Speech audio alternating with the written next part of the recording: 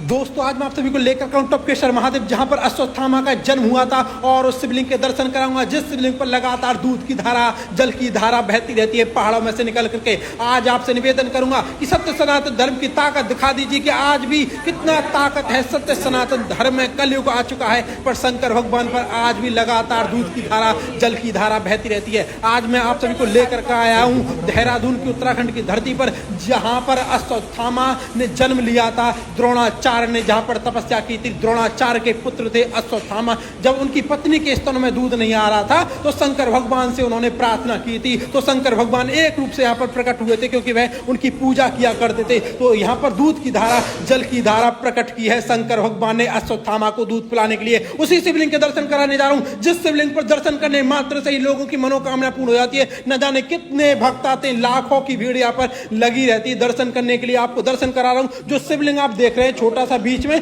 यही वो शिवलिंग है जिस शिवलिंग की द्रोणाचार्य पूजा किया करते थे और अश्वत्थामा ने भी इसकी पूजा की है। दोस्तों आज आप बड़े भाग्यशाली हो जो घर बैठे इस शिवलिंग के दर्शन कर रहे हो, जो कि शंकर भगवान का एक रूप माना जाता है। ऊपर से दूध की धारा और जल की धारा बहती रहती है शिवलिंग पर। अब मैं आपको उस गुफा के दर्शन कराने के लिए जा रहा हूँ। हाँ जी, उस गुफा के दर्शन कराने के लिए जा रहा हूँ जिस गुफा में अश्वत्थामा का जन्म हुआ था। दोस्तों आपसे निवेदन है, धर्म रक्षति रक्षता, अगर तुम धर्म की रक्षा करोगे धर्म तुम्हारी रक्षा करेगा, याद रखिएगा। उस गणेश भगवान के दर्शन करा रहा हूं जो कलाकृति अपने आप उभरी है। मैं आपको बताऊं ये किसी ने बनाई नहीं है, ये अपने आप कलाकृति उभरी है। मैं आपको दर्शन कराने के लिए जा रहा हूं उस गुफा में जिस गुफा में अश्वत्थामा का जन्म हुआ था। ये पहाड़ों से लदा हुआ है और नीचे एक नदी बहती है। आपको दर्शन भी कराया था, नीचे एक नदी बह रही है, आप देख सकते हैं। अब मैं आपको दर्शन कराने के लिए जा रहा हूं। यहाँ पर वीर बजरंगबली शंकर भगवान साक्षात विराजमान है। उससे पहले मैं आपको माता पार्वती और शंकर भगवान के दर्शन कराता हूं और उस गुफा के दर्शन कराऊंगा उसके बाद जिस गुफा में अश्वत्थामा का जन्म हुआ था। आप देख सकते हैं यहाँ पर कई सारे